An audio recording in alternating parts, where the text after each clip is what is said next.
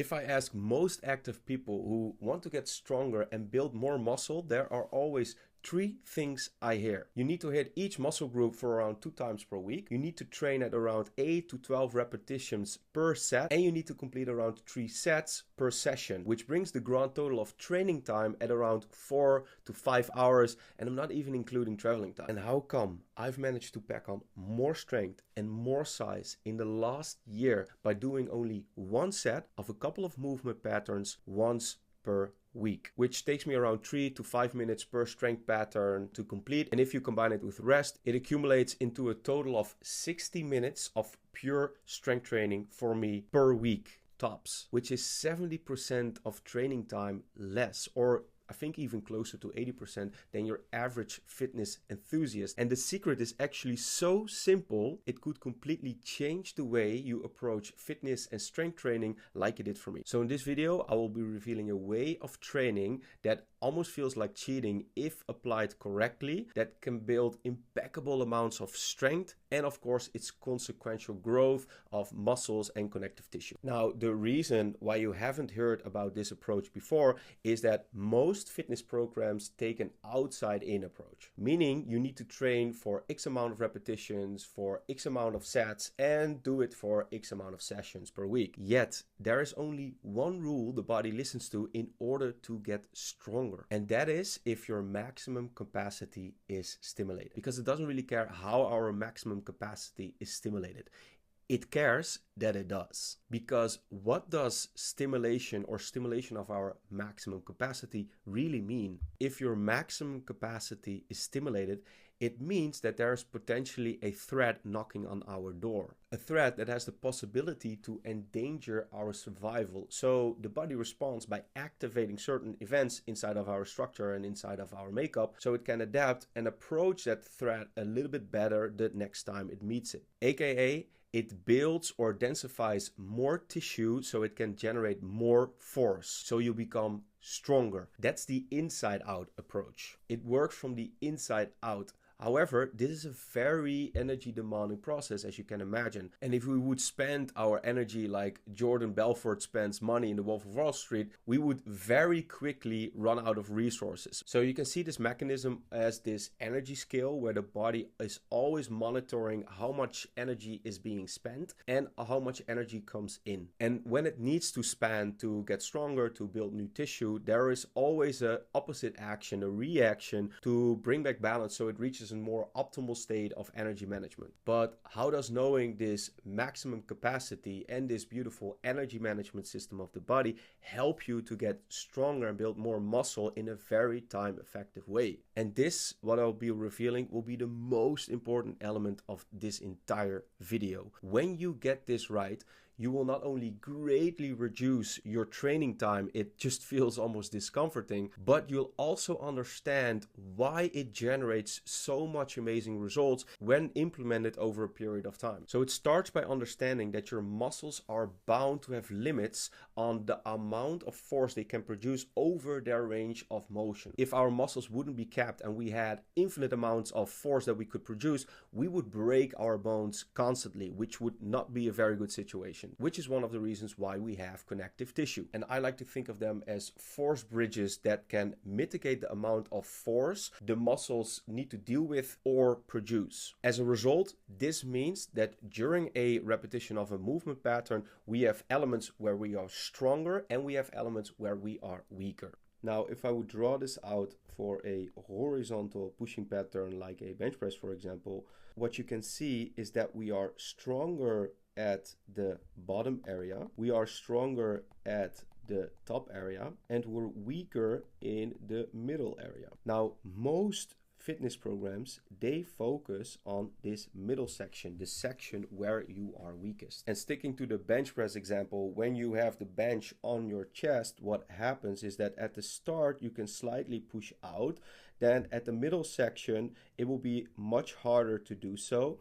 And then once you get towards the top, you can fully push out again. So evidently, you need to prioritize this middle section, because if you would place all of your attention on making this region stronger, you would always be stuck here and you would never be able to complete a full repetition. But as you're probably figuring out by now, if you only prioritize this section, what happens is that these top and the bottom region will never get the stimulus in order to grow. They will stay into their current level of capacity. So you're always trading effectiveness for time.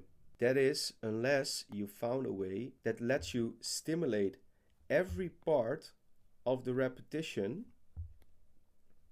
at its maximum capacity. That would have a drastic effect on not only its effectiveness but also time. And this is where bodyweight training comes in, because rather than relying on the stimulus a machine can offer you for a specific part of the pattern, with bodyweight training you can manipulate your body in relation to space or in relation to gravity in more difficult or disadvantaged positions, so that you can stimulate your maximum capacity at every part of the repetition, every part of this curve. So in essence, you're not accumulating amount of repetitions to meet a set. You actually see the repetition as a set that is comprised of tens or 100 small parts that you can stimulate. Which means then, rather than performing 8 to 12 repetitions per set that always trade off not being as effective as can be, you can perform around 4 to 6 repetitions of training at your maximum capacity every part of the pattern of the repetition, creating a maximum stimulus that the body is so attentive to in order to know if it needs to adapt and grow tissue so it becomes stronger and can meet that stimulus better the next time, which in my case always ends up into 3 to 5 minutes of total training time per movement pattern of my strength session per week. And I remember this training concept being applied when I was still doing multiple hours of strength training per week with a planche push-up. I saw Ido Portal transitioning from a tuck planche into a straddle planche and back upwards, which is an example of this training method. But I never really saw the potency of it. But after seeing this method explained further last year and practicing it religiously since, it baffles me how much time I've spent in the past on strength training where I didn't actually stimulate my body to grow, to adapt. It's actually a bit painful to say. Yet one of the best and weirdest part around this training method I haven't even mentioned. Once you have provided that maximum stimulus for 4, 5, 6 repetitions per week, you have stimulated your body enough for the entire week. It's got its stimulus, and now it wants and needs the time for all of the adaptive processes to take place so it actually comes back stronger the next time. And that results into most of your week will be spent on rest and recovery, and also more free time that you can spend on other activities. And from a personal perspective, having so much more time dedicated towards rest and recovery, it's incentivizing you to pay much more respect towards the rest and recovery elements, the healing processes that actually stimulate your body for physical growth. Now, to demonstrate how this training technique is applied, we'll be sticking towards a horizontal pushing pattern, but convert it into a bodyweight version that everybody can do, and we can scale based on your levels of capacity or ability, which is a push-up, or more precisely, a planche push-up. Now, before we dive in, if you're interested in applying this extremely effective way of training in order to move more functionally, more athletically, with less pains and restrictions holding you back in less than 2 hours a week, you can apply to the program in the link below. Now, let's get back to the planche push-up. To maximize the stimulus of every part of the repetitions, we need to know two things. One, what primary body parts are working within a movement pattern? And two, what is the most important training metric for that pattern so that we can increase or decrease the difficulty to make sure we're providing enough stimulus for your unique situation? And with the planche push-up, we're primarily working around the shoulder joint, where we're bringing the shoulder into extension and then back into flexion again, which activates mostly the front part of your deltoid and also the chest region. Now, to make the push-up harder until until we're eventually into a planche push-up, all we need to do is lean forward as much as you can. That is the most important metric to increase or decrease the difficulty. So the more distance we can create between the shoulder and the hands in a horizontal fashion,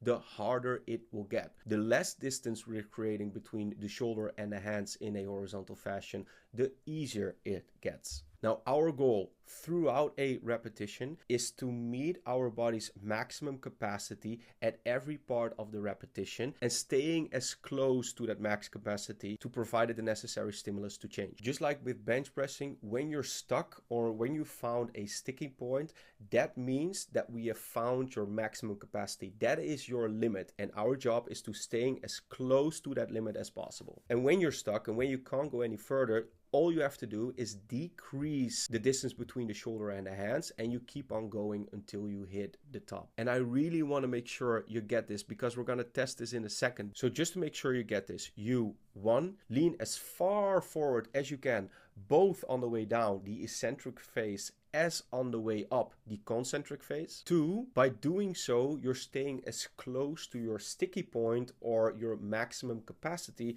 as much as you can. And three, whenever you're stuck, whenever you've met your maximum capacity, you simply just lean a little bit more backwards and you keep on going until you're back at the starting position. The easiest version has you starting on the knees, but if you can already do a push-up, you can immediately start there. So the goal objective is to lean as far forward as you can so that the difficulty is very high and you're automatically being pushed towards the ground. Then I like to imagine resisting by trying to do the opposite, which is pushing into the ground. You go all the way until you reach a full range of motion. Then you're going to push up. The moment you're stuck, the moment you've hit your maximum capacity, you simply lean a little bit backwards and then you keep on going. When you feel like you're having an easier time, you simply lean back forward again. So you're really fighting for every inch during this push-up pattern. Once you reach the top, that completes one repetition. You take one breath and then you immediately proceed with doing another repetition following the same mechanisms as prior. The body is very intelligent, so simply listen to its cues and it will let you know when it can't go any further. Now, as you probably will notice, is that you accumulate a lot of fatigue during the repetitions, which means that you will be decreasing the amount of lean you can do for every new repetition that you're performing. And that's actually a great sign that you're working at your maximum capacity. This could mean, for example, that you started with a forward lean in a push-up position and eventually ended up with performing one more rep where the knees are on the ground and your shoulders are almost in line with the hands. Now, if you're able to lean as far forward as you can, where your legs feel that they are almost lifting from the ground, you can start into a tuck planche variation. But the principles stay the same. Lean as far forward as you can. Try to see if you can increase the amount of extension of your legs to also make it harder, and fight for every inch of the repetition. And because the full planche push-up is such a hard goal to attain, which I definitely cannot do yet, you'll have endless amount of strength to gain and also room for your tissues to adapt and grow. So now you can test this out for yourself and see how effective it is. And if you want to see this training principle being applied towards other movement patterns or other training frameworks, let me know in the comments. And for the rest, thanks for watching and I'll see you in the next time. Ciao.